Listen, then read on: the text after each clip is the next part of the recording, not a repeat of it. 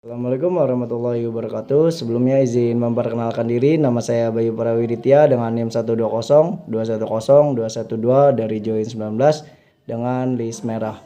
Baik, di sini saya akan menjelaskan salah satu tugas besar rekayasa hidrologi.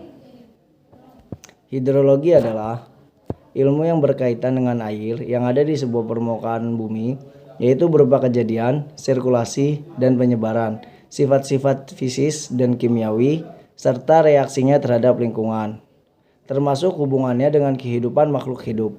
Hidrologi juga mempelajari perilaku hujan, terutama meliputi periode ulang curah hujan, karena berkaitan dengan perhitungan banjir serta rencana untuk setiap bangunan air. Curah hujan merupakan salah satu unsur cuaca yang diperoleh dengan cara mengukurnya dengan menggunakan alat penakar hujan, sehingga dapat diketahui jumlahnya dalam satuan milimeter. Pada analisis hidrologi, sering diperlukan penentuan hujan rata pada daerah pos hujan yang ditinjau. Terdapat 3 metode dalam menentukan hujan rata.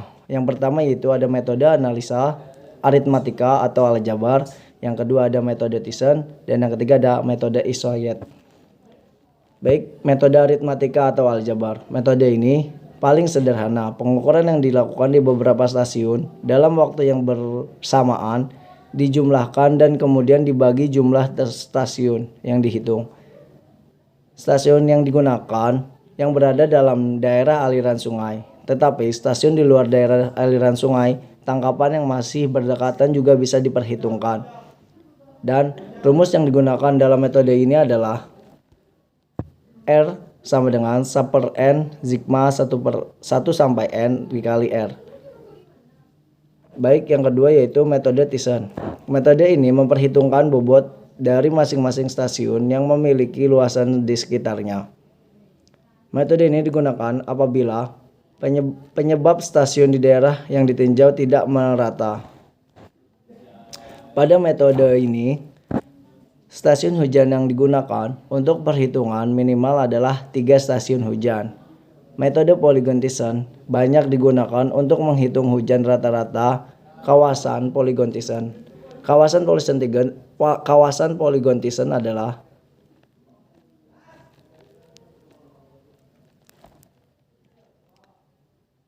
tetap stasiun suatu jaringan tertentu. Apabila terdapat perubahan seperti pemindahan atau penambahan jaringan stasiun hujan, maka harus dibuat lagi polygon Thiessen yang baru. Rumusnya adalah sebagai berikut. R sama dengan A1 dikali R1 ditambah A2 dikali R2 ditambah titik-titik ditambah AN dikali RN dibagi A1 A2 ditambah sampai AN. Keterangannya R adalah rata-rata curah hujan, satuannya milimeter. Yang kedua yaitu keterangannya R1, R2 sampai Rn yaitu curah hujan di masing-masing stasiun, satuan milimeter. Selanjutnya ada A1, A2 sampai AN yaitu luas subarea yang mewakili kilometer kuadrat. Pada analisis hidrologi sering dihadapkan oleh kejadian ekstrim seperti banjir dan kekeringan. Untuk mengetahui hubungan antara besaran kejadian sistem dan sirkulasi, kemungkinan terjadinya kejadian tersebut, maka diperlukan suatu analisis frekuensi. Analisis frekuensi digunakan untuk menentukan hujan rancangan dalam skala ulang 2, skala ulang 5, skala ulang 10, skala ulang 15, skala ulang 20, skala ulang 25, skala ulang 30, skala ulang 40, skala ulang 50, dan skala ulang 100 tahun. Analisis frekuensi dapat dilakukan dengan menggunakan beberapa jenis distribusi probabilitas kontinu, yaitu yang pertama ada distribusi normal, yang kedua ada distribusi log normal, yang ketiga ada distribusi Gumbel, dan yang terakhir ada distribusi log persen 3.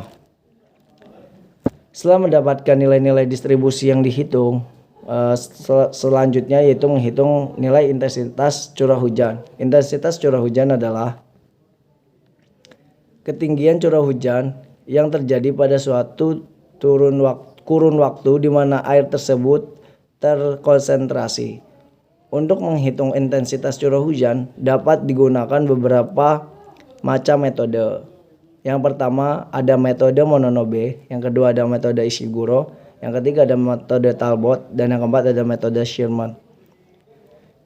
Setelah mendapatkan nilai intensitas dengan beberapa metode tadi, kemudian mencari nilai metode rasional. Metode rasional digunakan untuk memperkirakan laju puncak